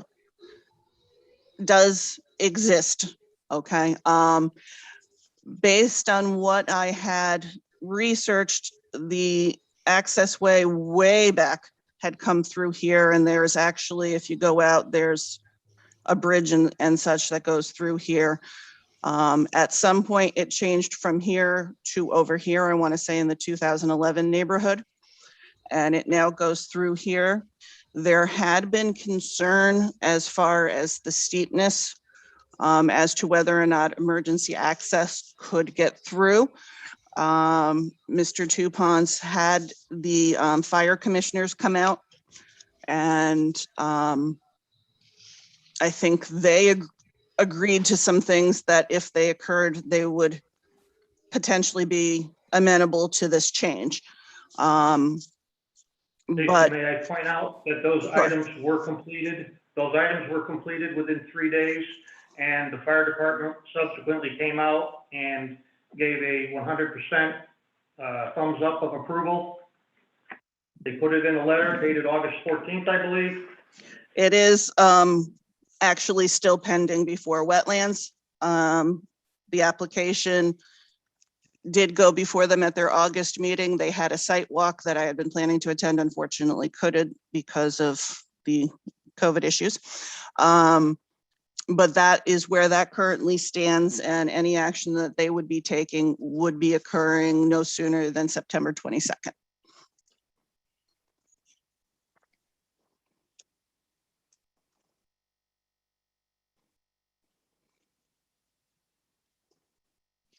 All right, so we really can't take any action on this until Right. it finishes going through wetlands anyways. Anyways, yeah. Correct. Why don't we schedule a public hearing for our October meeting so that we get input from all sides, and again, make sure all the I's are dotted and all the T's are crossed. And hopefully also at the October meeting, we can get all the items, all the bullet points under item number 2 resolved also. So what? So If you would like, I mean, it is a site plan modification. yeah, If you would like a public hearing, you might want to make a motion to that effect. Yeah. And just as a reminder, there is the 65 days. so I think what I'd like to do is I think I'd entertain a motion to accept the application for a site plan modification and set a public hearing for that site plan modification for our regular October meeting.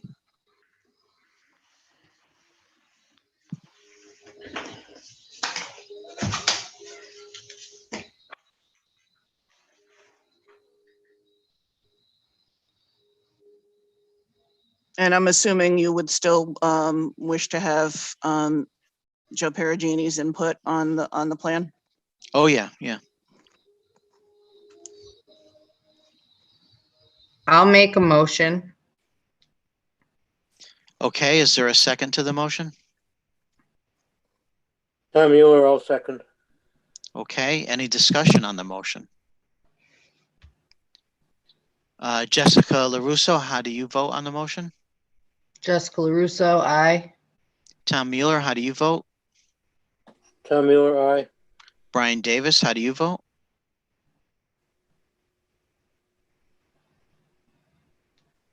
Brian, Sorry, Brian Davis, aye. Ralph Stallone also votes aye, so that motion passes unanimously. Mr. Chairman, this is Franklin Pillity. Could I ask a question for clarification? Sure. I just want to be clear that assuming the town engineer comes up with a bond amount, and that performance bond is posted, then we don't have to wait till the next meeting to get the COs released once that performance bond is posted. I just want to clarify that we can get that part of it done once we have a bond amount and the bond is posted. You're going to have to wait for the commission to review the town engineer's findings.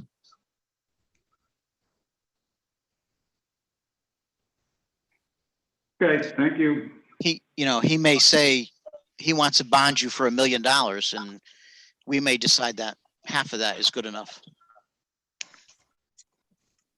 Well, I don't like your hypothetical, but I get the point.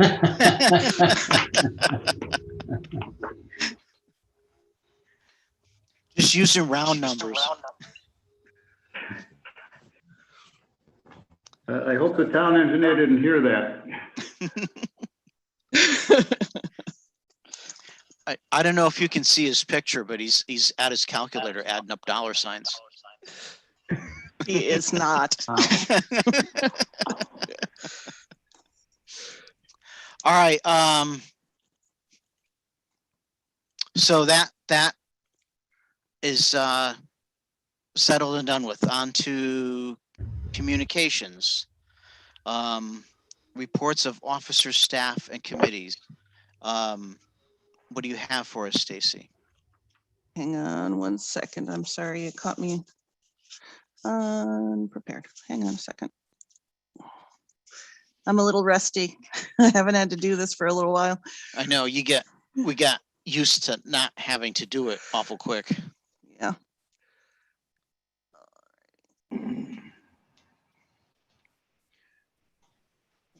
Okay.